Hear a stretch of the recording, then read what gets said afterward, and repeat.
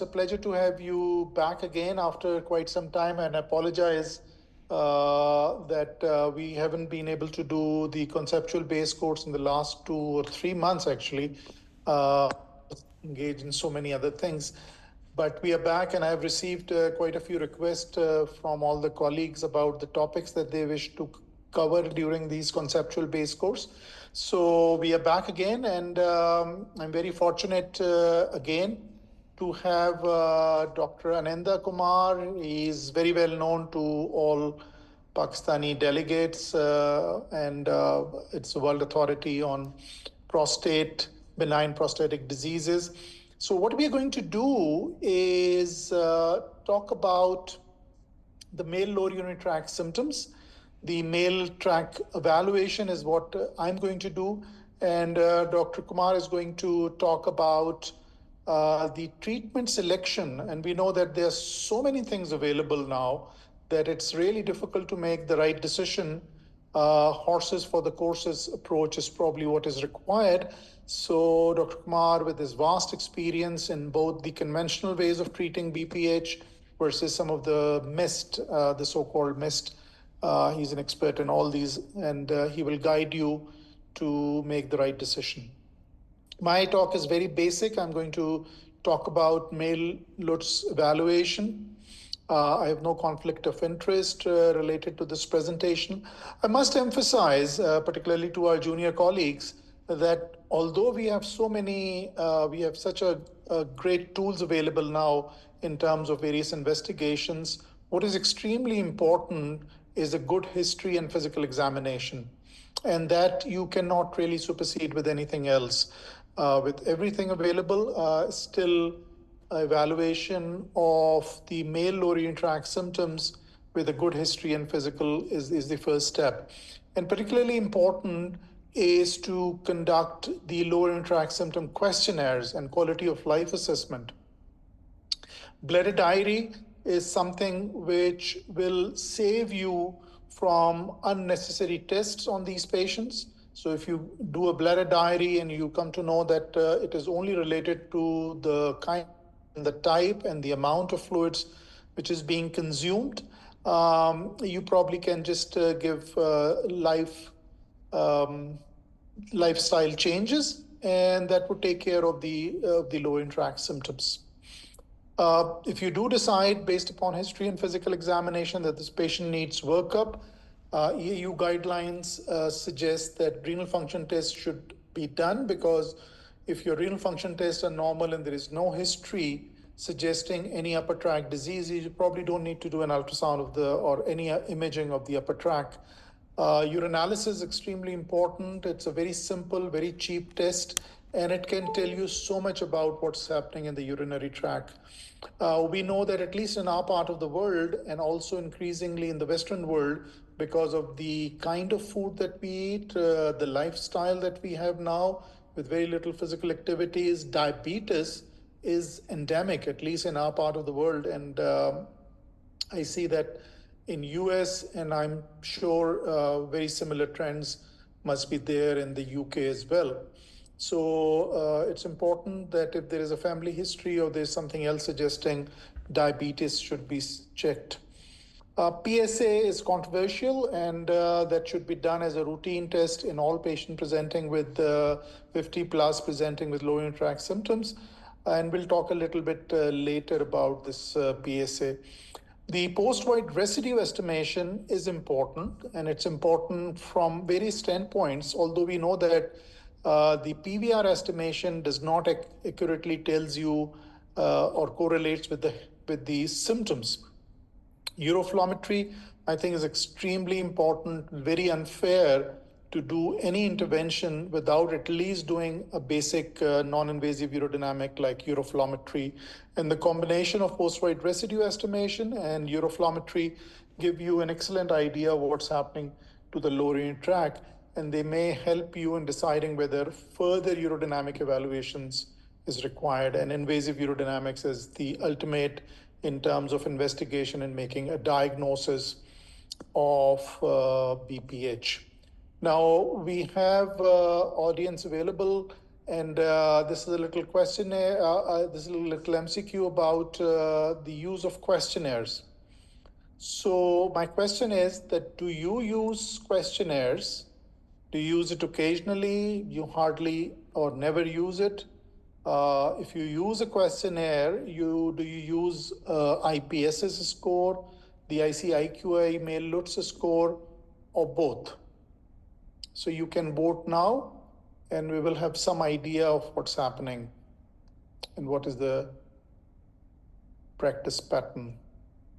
So you can write in the chat box, you can select more than one items, because if you are A or B, okay, so we start receiving some answers. It's good to see that at least some of you are using questionnaires, and I'm sure vast majority would be using the IPSS score, which is relatively easy to conduct in a busy clinic compared to ICIQ. So we have quite a few responses actually. Yeah. So we have a lot of A's, which is very good. And again, we have quite a few C's as well, which means that people are using Ananda, they are using questionnaire, which is good. Yeah, correct. That's good. At And least basic IPSs they are using. That's quite good. Yeah. wonderful. Okay, so let's talk a little bit about the two types of questionnaires. We have IPSS, and it's, as you know, is an 8-item questionnaire, 7 items assessing the symptoms, and the last one is assessing the quality of life.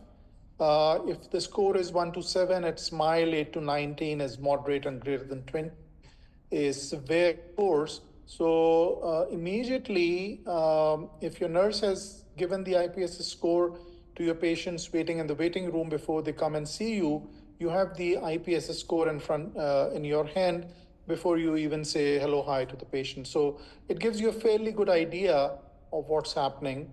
And IPSS, we have done the validation of IPSS in Urdu, which is the vernacular in our part of the world. And I'm sure that there are various validated translations available in quite a lot of languages. I think there's over 30 languages that IPSS has been. So language is not a barrier, so it doesn't have to be in English.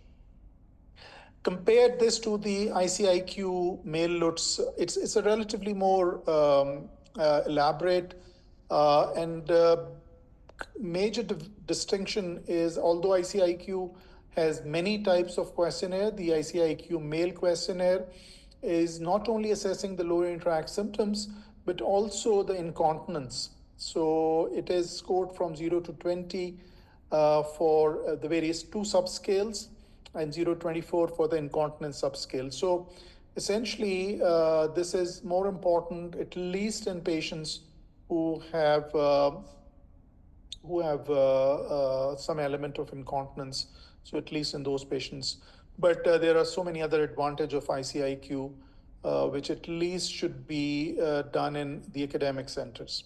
So recommendations from the guideline panel is that a validated symptom questionnaire should be used in the initial assessment of the male Lutz, and at least before you initiate BPH treatment in patients.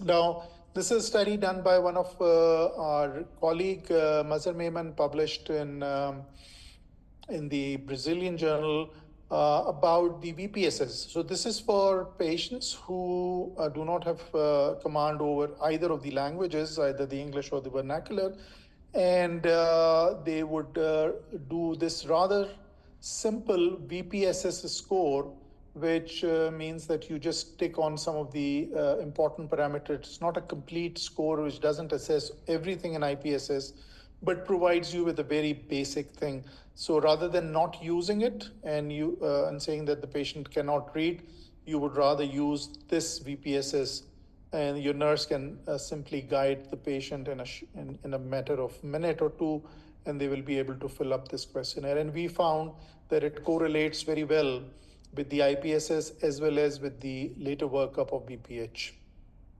So, anybody interested, they can go and read this article. As I've said, for ICIQ male Lutz questionnaire, it is assessing the frequency, severity, and quality of life on a scale of 0 to 21, with 4 scoring categories from 1 to 5 for slight, 6 to 12 for moderate, 13 to 18 for severe, and 19 to 21 for very severe symptoms. So, as I've said, this is perhaps a more extensive scoring system, should be used at least for academic centers. Now, what about PSA? One of the consultant, I forgot his name, he was a pretty famous urologist in Leeds. He used to say that PSA stands for patient stress and anxiety. And he is, I think, so right that once you have done, you have opened up Pandora's box. And the all the recommendations and the guidelines and the testing and the MRI scan and this, that, and other will initiate. And maybe in 3 months' time, we'll tell him that you don't have anything, you have BPH, and we'll keep treating you with alpha blockers or any interventional treatment. So it's important that PSA, whenever it is done, it should be done with a little explanation to the patient. People who come and who wish to have it done, obviously that's a different category. But those who are not decided, you need to explain that it may open up a series of tests. Its value in BPH is also established, and so values over 1.4 and 1.5 in some studies is more indicative of presence of BPH, because we know that the PSA is not just produced by the cancer cells, but every prostatic cells, although the ratio of PSA produced per gram of tissue between BPH and prostate cancer is 1:10. So the cancer cell would produce 10 times as much, the same amount of prostate tissue, benign versus malignant. So obviously that it's a diagnostic and screening tool for prostate cancer, although it has its fallacies. And we know that PSA monitoring is important in patients who are on alpha reductase for more than 6 months, where the PSA values has to be doubled in order to assess the risk of prostate cancer.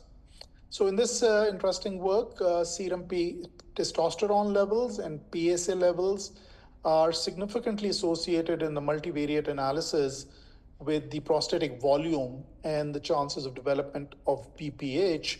So it has its value in the diagnostic workup of BPH as well.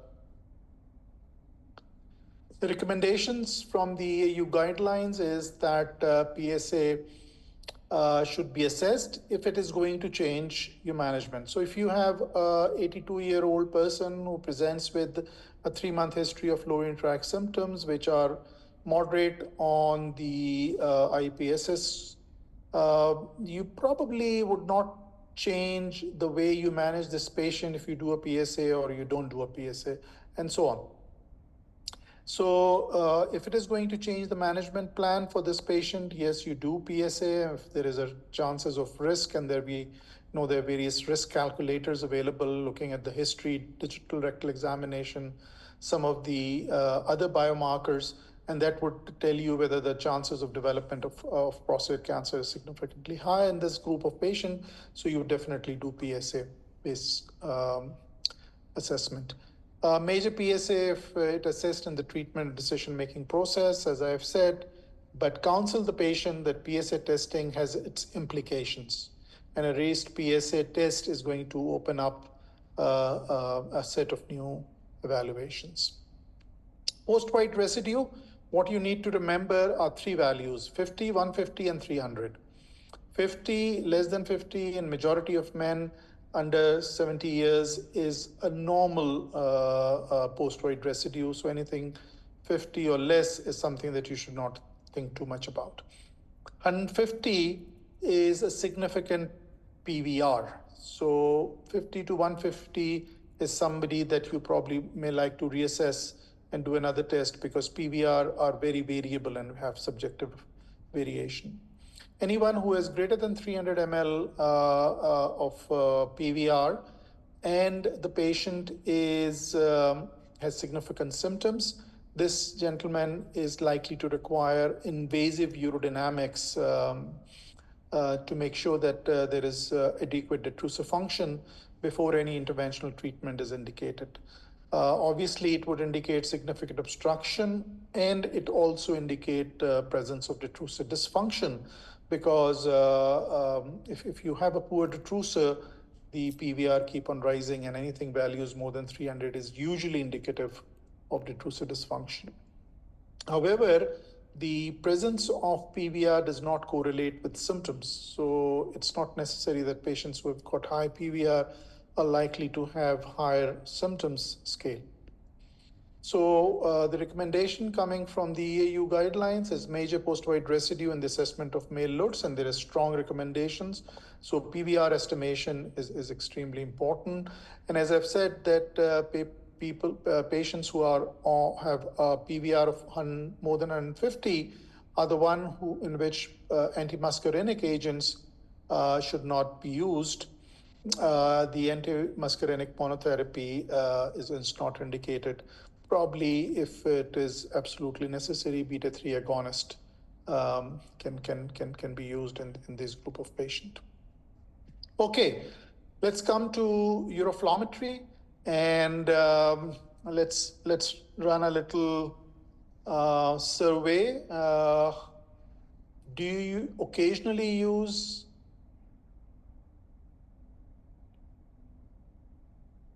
access to uroflowmetry in your clinical practice, or you routinely do it in all the patients, or you do it in selected patients?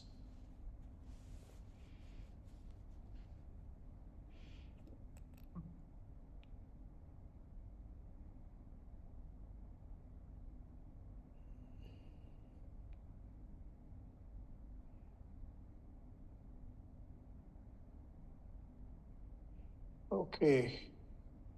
So, Ananda, if you're seeing the results, I think it's very encouraging, because Yeah. I am 30 years practice in urology in Pakistan. And when in 1998, when I had full credentials, there were, I think, not more than 15 to 20% people, urologists in Pakistan, were using uroflowmetry, Correct. even for interventional treatment.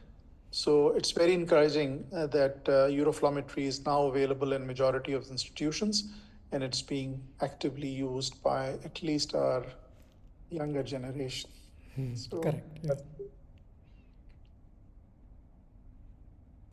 okay, so if you do use, and as I've seen, majority of you are using uroflowmetry, do you use it before starting medical treatment, during the follow-up medical treatment, maybe say once a year, during follow-up on every visit, say if they are coming every 3 months to see you while they are on medical management or expectant management? You use it before intervention, or a combination of A and D, that before starting medical treatment and before intervention?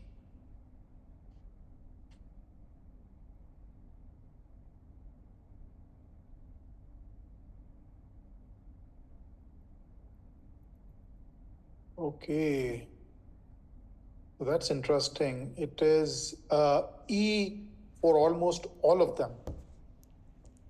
Yeah. Very happy. Very good. Thank you for your response. So, what is the evidence about uroflowmetry? Well, unfortunately, maybe because we have not done a high class study, because we know that it makes clinical sense to do uroflowmetry. So we do not have high quality evidence that uroflowmetry is important in making the diagnosis. But I think for me at a personal level, and I will take Dr. Kumar's opinion as well, is that it gives me a lot of information before even I start thinking of medical or surgical intervention in these patients. And for no surgical intervention, I would go without uroflowmetry. Anindya, what's your opinion? Yep, I entirely agree. We are treating the patients based upon the symptoms what they come with. So that is very subjective. Say for example, if we have a power and give a same quantity of symptom to patient A and patient B, after 1 month if you see them, patient may get lot of suffering due to the symptom, while patient B may able to tolerate it. They may think that it's due to the age. But Euroflowmetry will clearly point out the exact problem depth. So Euroflowmetry is the objective way to measure. I will say if it is available free of cost, like for example in a government setup, to perform them in the baseline after medical management, before and after surgical intervention, so that you can document quite clearly how the patient improved objectively. But in a private setup, if the patient is not affordable, whenever there is a change, like after TURP, patient not improving, after medical management, patient not improving, it's better to do at least one measurement so that we know that the patient symptoms are truthfully objective blockage. Wonderful. Yeah, I totally agree with you. I think this is the simplest, cheapest test that will objectively assess the patient's symptoms. Are they related to BPH or not? So, although the recommendation is weak, but still it makes a lot of common sense to do uroflowmetry.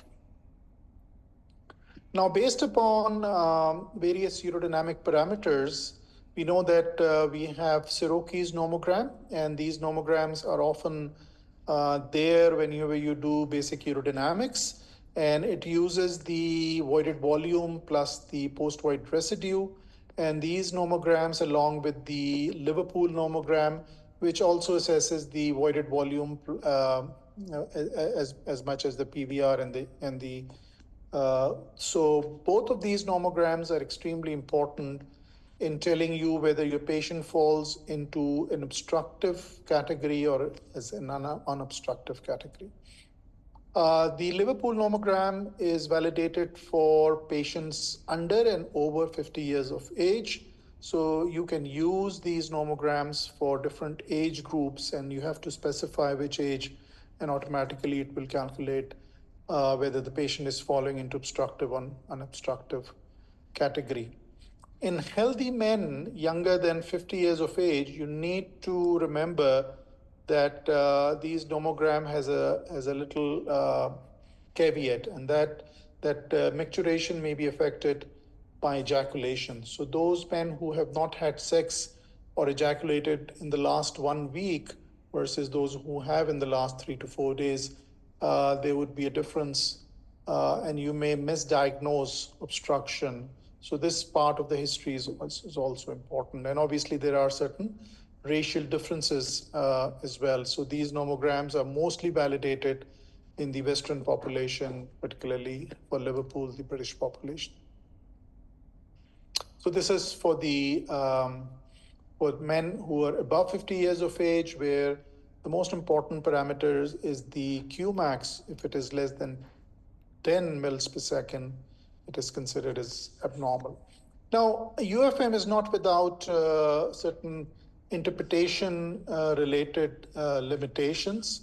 There are certain artifacts. It's important that your patient should be voiding between 150 to 600 ml of urine to make the correct assessment based upon uroflowmetry. For patients who have low Qmax, it does not invariably means that there is bladder outlet obstruction. It could be due to poor detrusor function. So this is something that you cannot really make diagnosis based upon the uroflowmetry only, and the PVR becomes extremely important besides the rest of the history about various medical condition, and diabetes, long-standing diabetes, one of them, which results in diabetic cystopathy.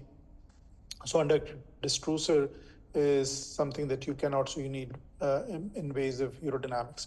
Patients who have less than 15 ml per second Qmax, they could be physiological compensatory processes, so it does not exclude presence of BPH. So again, it underscores the point that your history physical examination and PVR estimation along with uroflowmetry. So just the Qmax value is not really enough to make. While you are looking at the graph, which is after Qmax, the most important thing, it's important that you should be aware of various artifacts. There is a difference, and there have been various studies, but there is no clear conclusion about sitting versus standing uroflowmetry, and if there is a better way of better, which is better. So we still don't know for sure that is it better to do it in a standing or a sitting position, although many comparative studies have been done. Now, some men move back and forth across the funnel, which is called the WAG artifact. Now, WAG artifact is something that happens because you are moving the stream, and as a consequence, there is a sudden rise, which is for a very short period of time. It's about less than quarter of a second. And these WAG artifacts can give you a wrong reading on the Qmax, the printout that you get. So it's important that you look at the graph and correlate what is an actual Qmax. So the Qmax here, if you can see the bottom diagram, is not 23 mils per second as would be stated in the printout, but it's more close to 19 ml. Anything which lasts for so short a period of time has no physiological value. So you can disregard the 23 ml per second Qmax that is coming in the printout, look at the graph, and make a correct assessment of what is the actual Qmax in this patient. Some people do the squeeze and release uh, of the penis, and that can result in certain artifacts and can give you a high peaks like the one that you're seeing with the red arrow. Again, this is due to the movement, and you should disregard that. The knock artifact is that if you accidentally knock the funnel, it can produce an artifact like the one that you're seeing in these diagrams C. Now, as we know that the Frank-Starling law within the physiological limits are followed when we are looking at the ejection if we're looking at the uroflowmetry. So the higher the volume and the higher the Qmax, but within physiological limits. Similarly, if you have very low volume voided, again, there would be significant variability and that may not assess. So anything less than 150 ml should be repeated because it is not giving you the correct picture. Anyone who has voided more than 600 ml, probably in some situation it would be okay, but in some it would not be. So it's important that you should disregard that and order another one. As I've said that the Qmax of 15 ml would sometimes exclude obstruction, but not in every situation. So it's important that you look at some of the other parameters.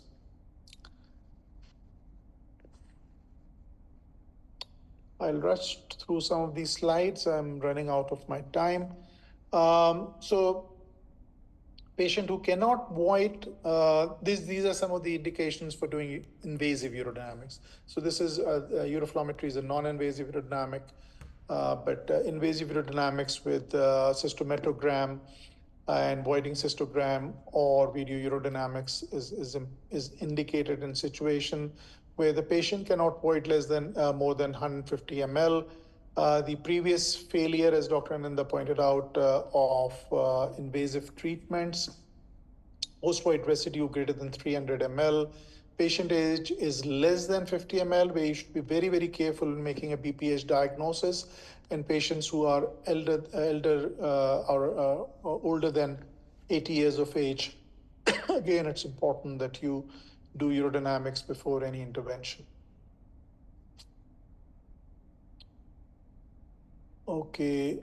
So these are one of the three things that you may observe when you're doing the voiding cystometrogram, in which you can have low detrusor pressure and high Qmax, which obviously is unobstructed. low detrusor pressure and low Qmax is obstructed.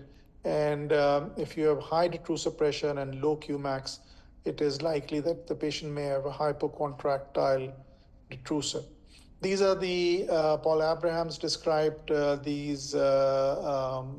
bladder outlet obstruction index and the bladder contractility index, which probably gives you a better idea of what's happening.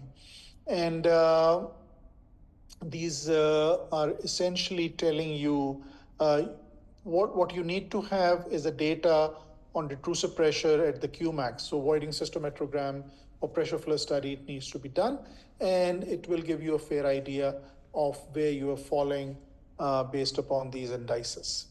And I'll just skip some of the examples that we have. In the interest of time. So the basic thing to remember is the detrusor pressure and the Qmax will give you an idea about the level of obstruction.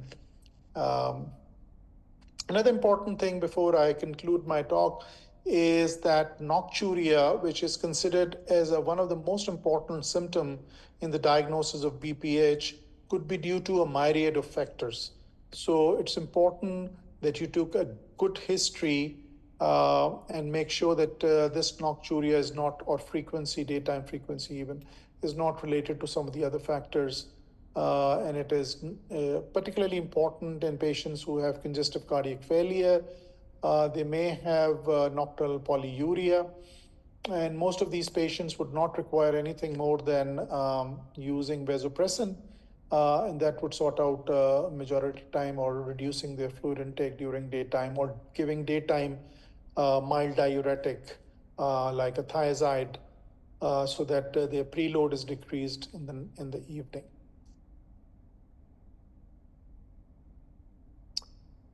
So I'll stop here, and in fact, I'm not going to touch upon this, and then there's going to talk in details about all these modalities and the level of evidence available and where is indicated, what is indicated. So my conclusion is that move in a stepwise fashion. Invasive urodynamic is the final word in the diagnosis, but not before you have done a good physical examination, taken a good history, and evaluated your patient with basic workup. So thank you very much for your attention. And then I'm going to unshare, and so you can share your slides. Thank you, Ahmad.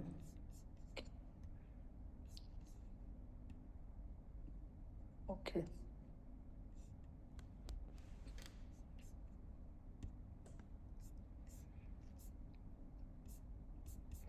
That's a very useful presentation. We will continue that with discussion of the surgical management. And is my share is visible? Yes. Okay, thank you. And thank you, Professor Attar, for making my job easy. You have taken up the predominant chunk of evaluation and also the medical management, symptom evaluation, etc. I will try to focus only on the surgical part of it. As Professor Atkar mentioned, surgical management of BPH has made a revolutionary change in the past 10 years. I can present the slides which I am going to share today for next 3 hours. To that level, so much of changes, so much of minimally invasive treatment, and even the holmium enucleation techniques have changed a lot. I've got some small videos also for few people who may not have exposed to some minimally invasive treatment. And I know about the time, so if I am crossing the time limit, please let me know so that I will remove the videos and show only the slides. My name is Mr. Dhanashegaran. I am a urology consultant from Birmingham, and I'm so thankful for Professor Atkar for this association. It's beyond the urology curriculum, and there's a good friendship, and helped me to form lots of friends in Pakistan, and I love coming to Pakistan Urology Association meeting, and hopefully this time again in 2025 we will do some good workshops, and I love to see the trainees and the junior budding consultants. Now, since we are planning to do a kind of a case-based discussion, we will just select an index patient. Index patient, by definition, is a patient who is like a box standard one, not much comorbidities, quite straightforward one. So let's select a 56-year-old gentleman with a prostate size of 80 cc. The reason I'm selecting 80 cc is 80 cc is a kind of a sweet number. Anybody with prostate less than 80 cc or more suitable for minimally invasive treatments like urolift, resume, iTind, aquablation, etc. Anybody more than 80 cc or more suitable for the mega treatments like enucleation with laser or TURP or open prostatectomy, robotic prostatectomy, etc. And let us assume that this patient had tamsulosin and finasteride for 18 months and failed. His PSA is stable and normal. He has bothersome LUTS with IPS score of 20 with a quality of life score of 5, which is not good. And his flow rate showed a quite poor flow rate of 8 as a peak flow, and he enjoys a satisfactory sexual life with a partner. So this is very important. Gone are the days where the TURP is the main treatment modality, where we will inform the patient that there is a possibility of irreversible ejaculatory and erectile dysfunction. Now, because of the minimally invasive treatments, we can offer the patient ejaculation and erectile function saving options. And how are we going to proceed? Now, there are some absolute indications for surgical intervention when the medical treatment fails. So the absolute indications are recurrent refractory urinary retention in spite of giving tamsulosin, finasteride and the trial ward of catheter getting failed, overflow incontinence, recurrent UTI, bladder stones and diverticulum, treatment resistant microscopic hematuria, dilatation of upper tract either with or without renal insufficiency. As you know, if there is a dilatation of upper tract with renal insufficiency, we call it as high pressure chronic retention. And relative indication is the one where patient can't tolerate the medicines. Now, going to the gold standard TURP, I believe TURP is no more a gold standard. It is replaced by the laser enucleation of the prostate. We have three methods like Nesbitt's method, Alcox and Flock's method, Moyen-Meyer's methods, and Brand's method. The slides are quite self-explanatory. I'm quite happy to share the slides with the PAUS group. I will send it to Professor Atkar and Sharif so that they can circulate among the trainees, because there are a lot of time we have spent in producing these slides. These slides will answer everything about the surgical management of the prostate, benign prostate. That's how it is made. But I'm not going to go into the detail of the surgical techniques. We need to cover a lot of ground. There is very good strong evidence to support monopolar TURP, quite age-old procedure, and meta-analysis of 20 randomized controlled trials have shown that there is an excellent improvement of Qmax, 162%, with significant reduction of IPS score, improvement of quality of life, reduction in post-void residue. Retreatment rate is only 8% and re-TURP rate is only 8.3%.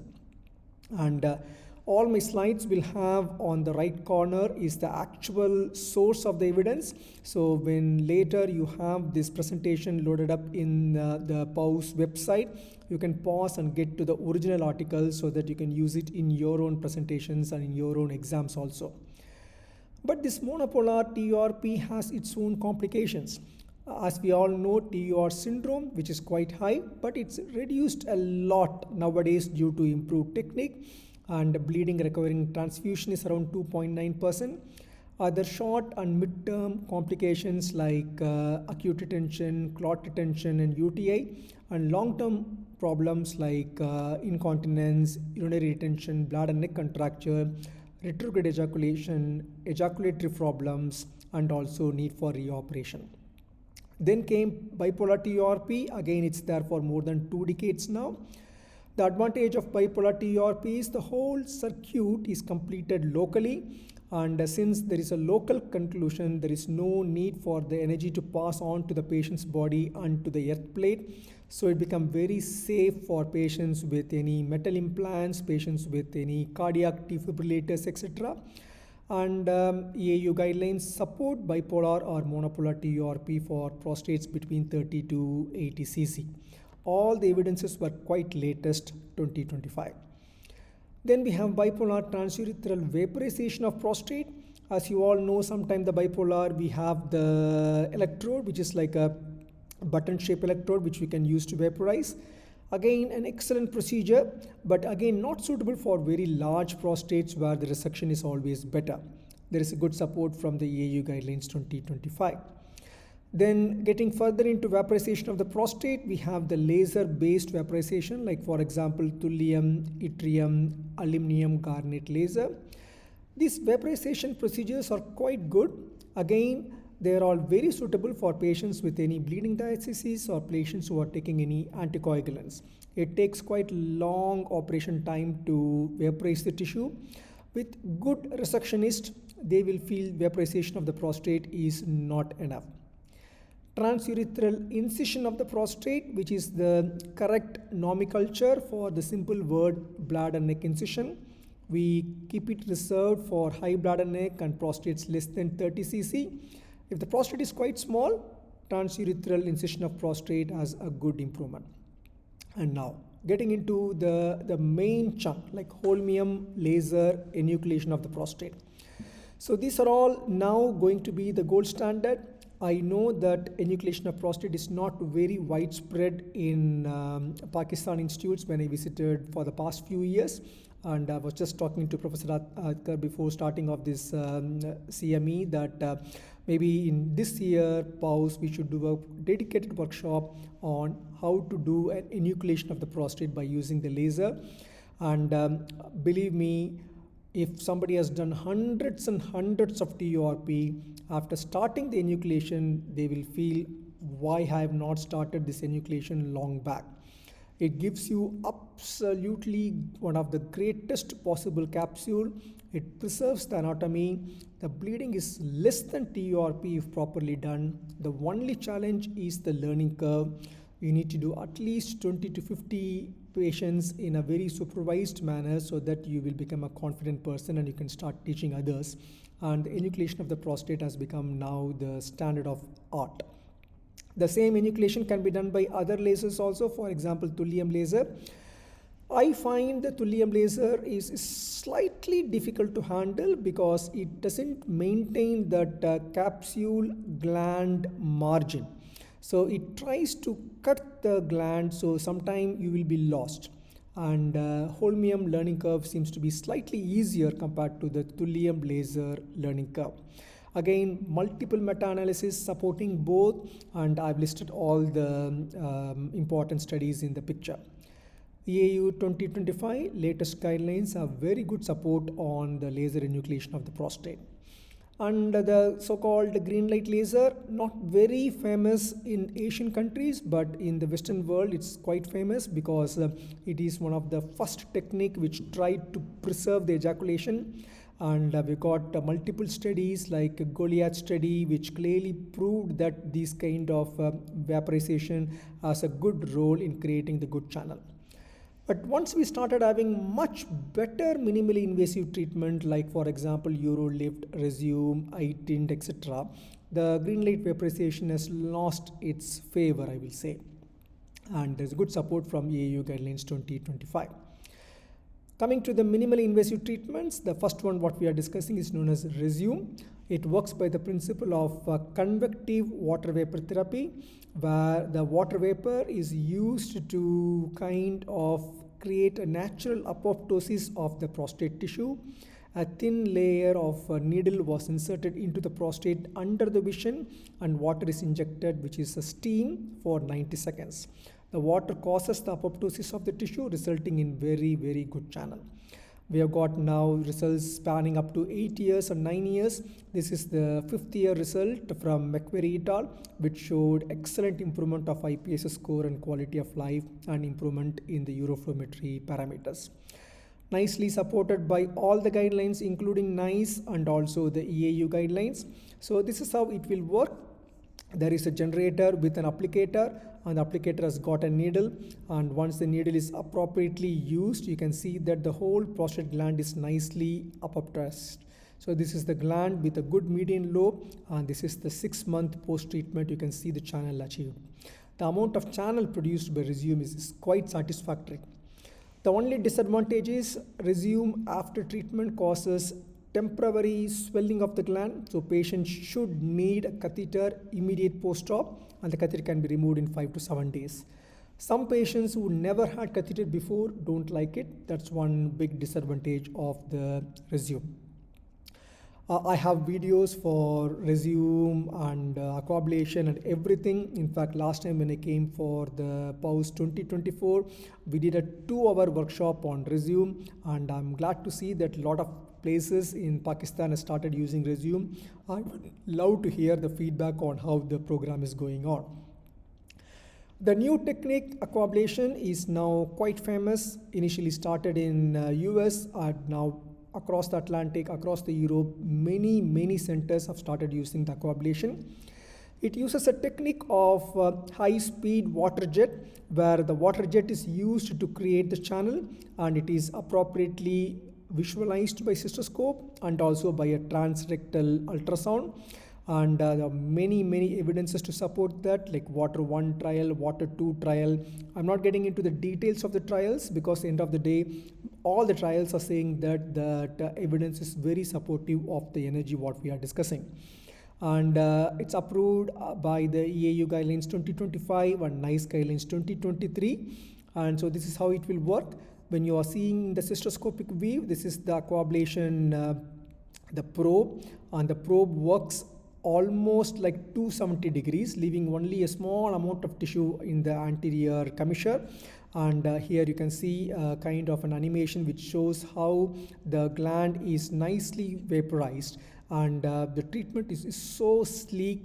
You can see it in real time. And now we do a program where we run this 2 times so that the cavity produced is quite good. And this is the robotic equipment which is used for the delivery of the aquablation. The aquablation technique is quite versatile, can be used to small gland as small as 30 or 40 cc, and can be used even up to 150 cc, quite large glands. So it's like a one technique which can stitch anyone. And while the smaller ones are for minimally invasive treatment and larger ones for enucleation, aquablation will create a good kind of a level playing field for everything. As I said, multiple publications, water 1 study, water 2 study, and open water study. All the studies have proven that the aquablation has got a good place for long-term outcome. This is how the setting will be. You will be able to see that the delivery by aquablation probe, and there is a transrectal ultrasound. So you'll be able to see the transrectal ultrasound picture showing how the ablation is happening, and a cystoscopic picture also showing the level of ablation. And these are all the settings for the aquablation. Wonderful procedure, quite costly to set up in a developing country, and but at least maybe Professor Atkar units or 1 or 2 units should be able to affordably get it. And it will be a wonderful instrument to have for any size of the gland. That's the main advantage of it. And so this is how it will look during the procedure. You can mark and preserve the bladder neck, you can mark and preserve the sphincter, and intraoperatively you can see that the amount of gland which is nicely ablated by the water jet. This is the gland which is ablated now, and in 3 months post-op you can see a wonderful, smooth, nice, large cavity. And heading towards the other energy sources, prostatic artery embolization. It's not something a urologist armamentarium, but it's very good for somebody with interventional radiologist, where they can use the embolization technique to embolize the prostate.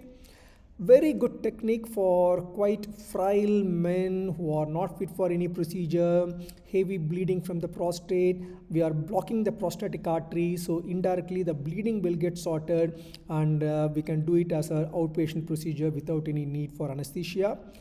Good amount of randomized studies, especially in UK. We have ROPE study which was published in 2018 showing there is a big role, and AAU 2025 and NICE guidelines in 2018 have supported it.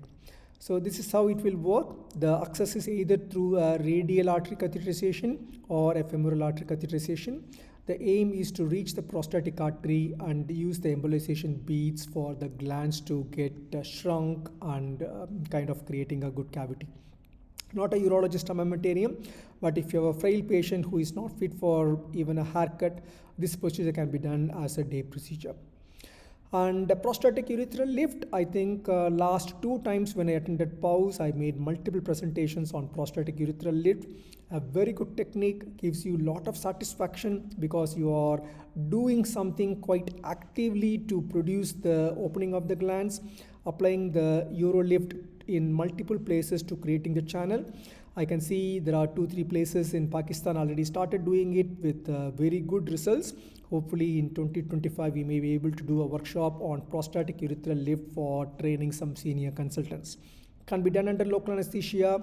Again, there is a very good support from the NICE guidelines. There are multiple evidences, multiple publications, very excellent preservation of ejaculatory and erectile function. This is one technique where we can assure and say that patient's erection and ejaculation will be as it is before the surgery.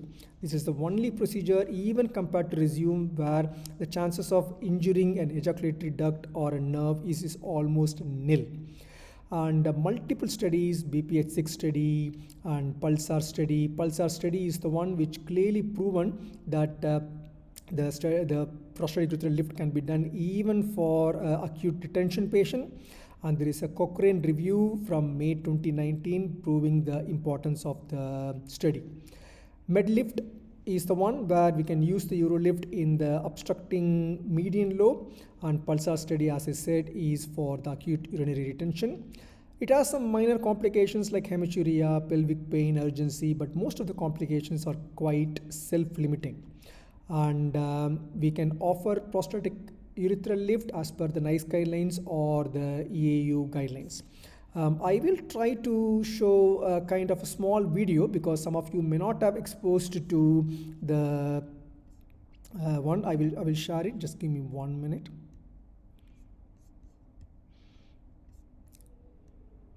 I hope my video is shown, isn't it? Please. Yes, we can see the screen. Thank you. So the video is now running. So you can see this is a 69-year-old gentleman with a very occlusive prostate. I'm not selecting a very juicy small prostate. It's a very occlusive prostate, very suitable for T or PR HoLEP, but there is a good possibility with the help of the prostatic urethral lift. By creating a good compression with multiple implants, we can create a good channel. So this is the first left mid-gland implant. You can see how much a surgeon can give the compression to fire the gland and create that opening by using the implant. And once there is a white line reflection, you can see even now how much the gland is now nicely open. And we can do the same thing again on multiple places on the left side because it's a very, very large gland. I don't want to show a very small gland with the prostatic urethral lift just to prove that the technique is possible. The technique is definitely possible for any glands up to 80 cc and also for a median lobe. Now we are doing the right side. You can see again a very nice compression and the implant really opens up the gland. And the advantage of this is that whole procedure can be done as a day procedure. It can be done completely under local anesthesia. There is no need for any anesthesia, so very suitable for again very frail patients who may not be having the advantage of having any anesthesia. And now I will show the outcome. This patient required 4 implants, and you can see that the outcome is a nice good channel, and this channel will further become bigger and nicely modeled. You can see the channel compared to the previous occlusive one. And okay, I will go back to my presentation.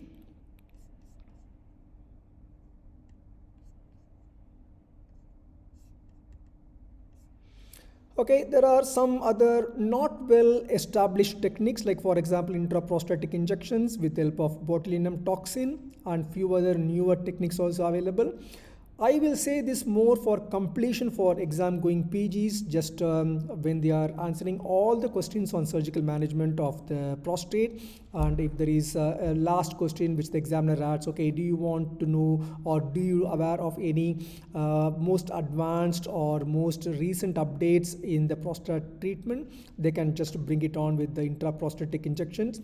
Again, I'm not a very fan of it because we are surgeons, we want to do something to create a channel, not by just injecting the medicines into it. And iTint is a very simple technique where we will pass a 3-pronged metal suture, which is a kind of an implant which will open up the bladder neck. Very good for a bladder neck only obstruction, or maybe a prostate up to 40, I will say not more than 50 cc. Approved for nice guidelines for the initial setup, but we need to be very mindful. It is not a good procedure for very large obstructive juicy glands.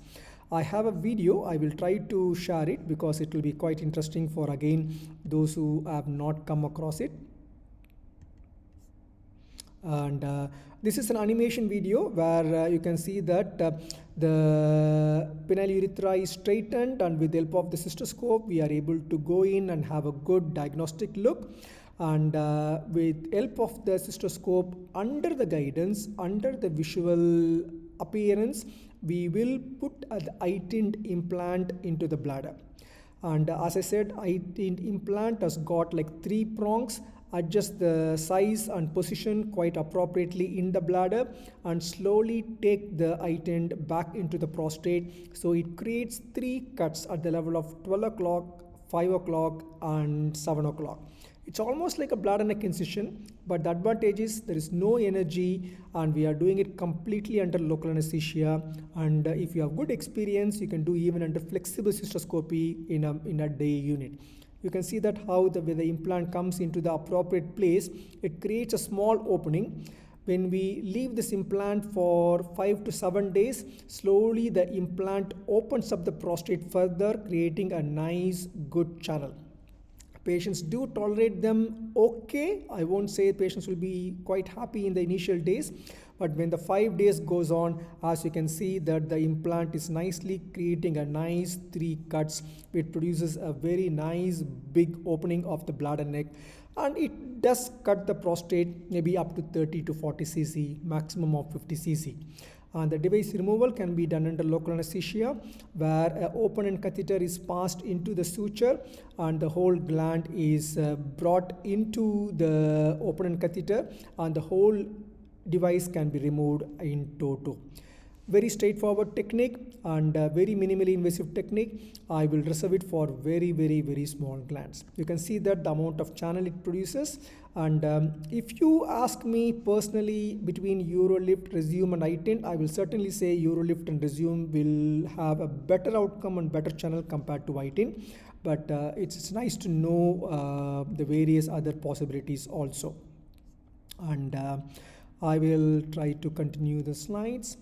So we have finished with iTint, and there are some metal implants available, like for example Allium stent, where this is the Allium stent which is kept, and it has got a small area for the external sphincter and a small area in the bulbar urethra to prevent its migration. Again, a very good option for very old frail patients. And other options available are equivalent to the source of radical prostatectomy. There are some institutes where radical prostatectomy by using robot is well established, so they have just extended it to see why can't we use the same robot to do the simple prostatectomy also.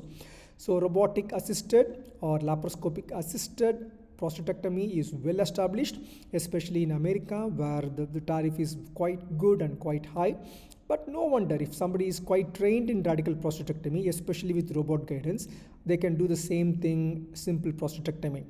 Now the advancements have gone to the level of a single port robotic simple prostatectomy, transvesical, and many publications have come. And with the help of the whole beam enucleation, we are able to treat the gland even up to 300-400 cc. So this robotic prostatectomy will be handy in case if there is an unfortunate patient with 500-600 cc prostate.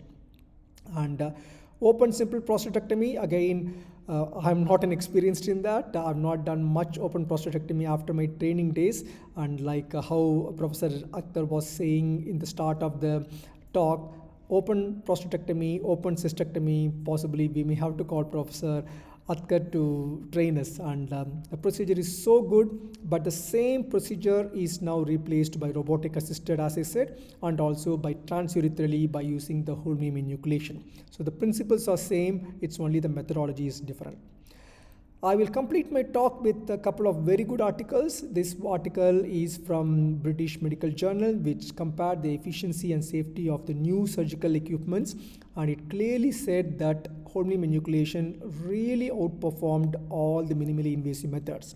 So if the patient wants a kind of a lifelong assured outcome, and if the gland is on the larger side, try to go for a definitive surgery.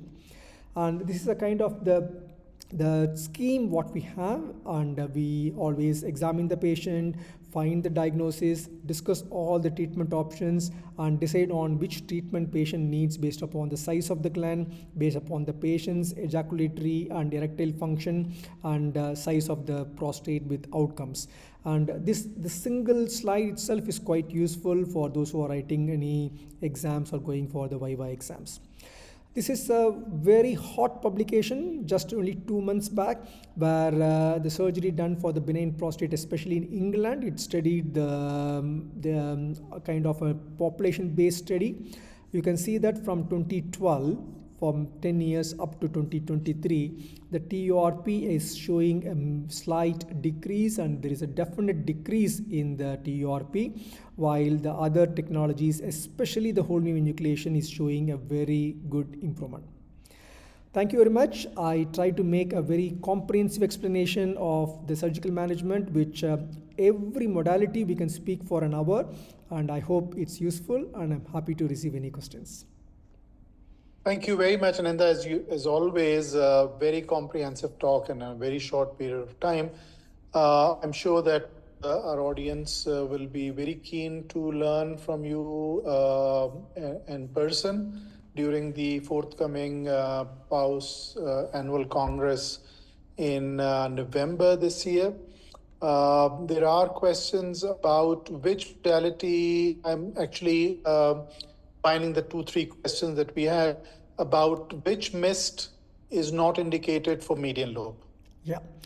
Regarding median lobe, what we need to understand is a lot of patients with median lobe is maybe the main chunk causing the problem, because lateral lobe is just a bystander causing the obstruction, while median lobe really blocks the urine outflow head on. So if there is a good chunky median lobe, I will say don't even think anything, plan for only TURP, if not laser enucleation. These patients will have very satisfactory outcome. But having said that, if somebody wants to do a minimally invasive treatment only, we have only 2 options. First is Urolift, second is Resume. Both are quite good. While doing Resume, we need to inject the water vapor in the median lobe and treat the median lobe. It will get shrunk. And for Urolift, as I showed, the MedLift study, where we can use an implant to treat the median lobe. The other minimally invasive methods are not suitable for median lobe, but if there is a patient, I will give more importance to a gold standard TURP or the new gold standard whole beam enucleation compared to any minimally invasive treatment. Thank you very much, Ananda. I'm sure that there are questions, and I can see a lot of questions. Unfortunately, there is another session starting on uro-oncology at 8 o'clock Pakistan time. If it is okay, I can share, Sharif can share your email address. Sure. For these. Okay, great. Thank you very much. I am in the PAUS WhatsApp group. So if any questions in the WhatsApp group, I'm quite happy to answer. Yeah, so if you can just post these questions to Dr. Mr. Dhanasekharan, he will be very, very happy. He loves teaching. So this is his passion, and his commitment is really commendable. So thank you very much, Ananda, once again for